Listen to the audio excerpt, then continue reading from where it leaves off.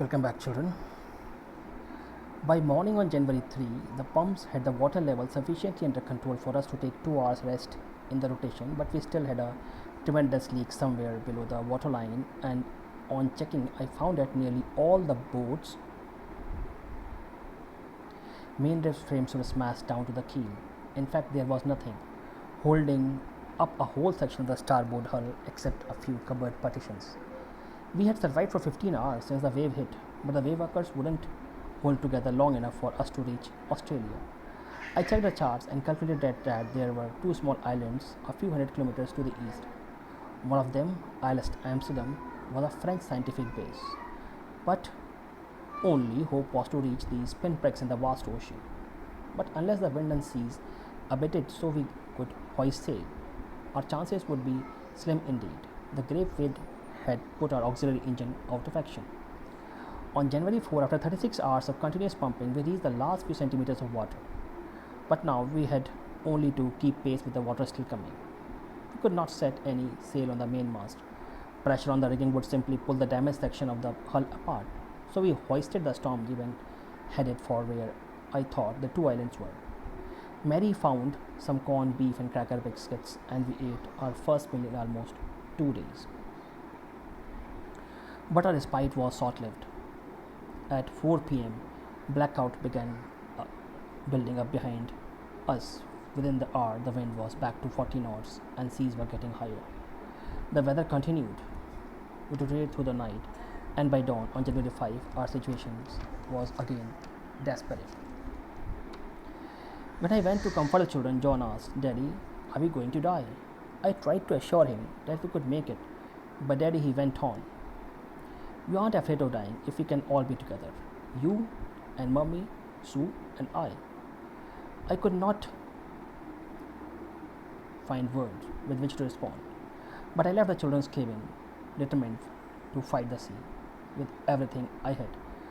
To protect the weakened starboard side, I decided to heave to, with the undamaged port hull facing the oncoming waves, using an improvised sea anchor of heavy nylon rope and 2-liter plastic barrels of paraffin. So children, on the morning of January 3, the pumps had reduced the amount of water on board. Each of them took rest for 2 hours by turn. They had survived for 15 hours since the wave hit the wave walker. But she was not strong enough to take them to Australia. She, her means the wave walker. He checked the charts. He calculated that there were two small islands a few hundred kilometers to the east. He hoped to reach Isle Amsterdam, a French scientific base, but it was like pinpricks in the vast ocean. On January 4, after 36 hours of continuous pumping, they reached the last few centimeters of water. Now they had to keep pace with the water still coming in. Mary found some corned beef and cracker biscuits. They ate their first meal in almost 2 days. Their respite or relief was short-lived, means the relief was for a very short duration. At 4 p.m., black clouds began building up. Within an hour, the wind was back to 40 knots. The seas were getting higher. Throughout the night, the weather became worse. By dawn on January 5, their situation was extremely, dangerous. The narrator went in to comfort the children. John asked if they were going to die.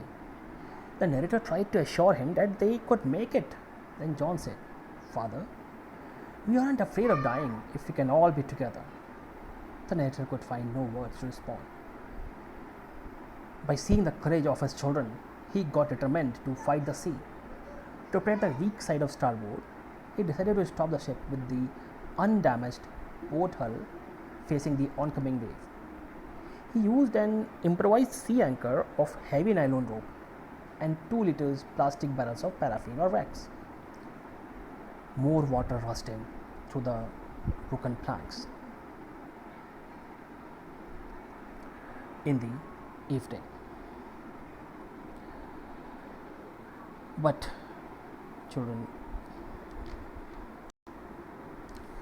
we rode out of the storm with the morning of January 6th with the wind easing. I tried to get a reading on the extent back in the chart room. I worked on wind speeds, change of course, drift and current in an effort to calculate our position. The best I could determine was that we were somewhere in 1,50,000 kilometers of vast ocean for a 65-kilometer wide island. While I was thinking, Sue moved painfully, joined me. The left side of her head was now very swollen, and her blackened eyes narrowed to slits. She gave me a card and she had made. On the front, she had drawn caricatures of Mary and me with the words, "Here are some funny people. Did they make you laugh?" I laughed a lot as well.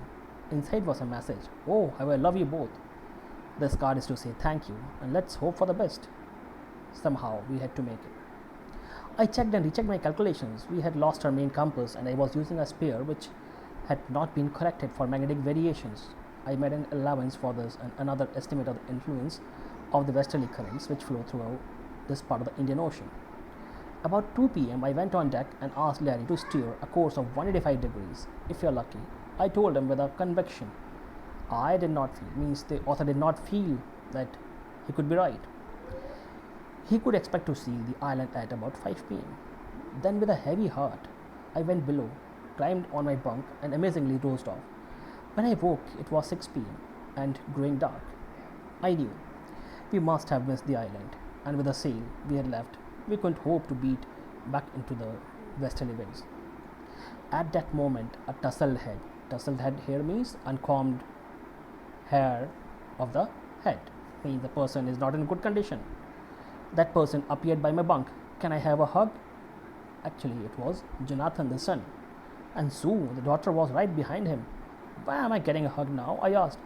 "Because you are the best daddy in the world and the best captain," my son replied. "Not today, John, I'm afraid." "Why? You must be," said Sue in a matter-of-fact voice. "You found the island." "What?" I shouted. "It's out there in front of us," they chorused, "as big as a battleship." I rushed on deck and gazed with relief at the stark outline of the Isle Amsterdam.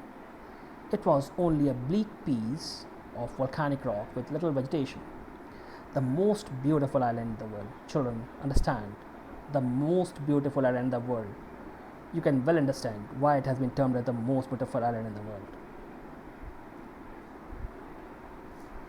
We anchored offshore for the night, and the next morning, all 28 inhabitants of the island cheered as they helped us ashore, with the land under my feet.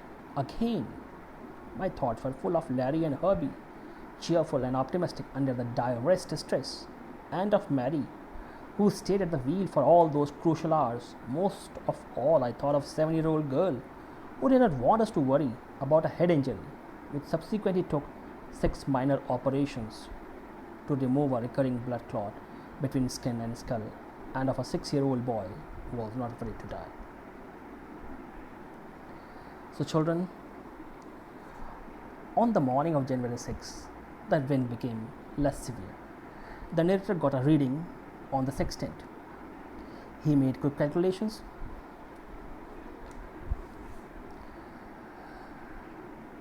So she came in and gave him a card she had made.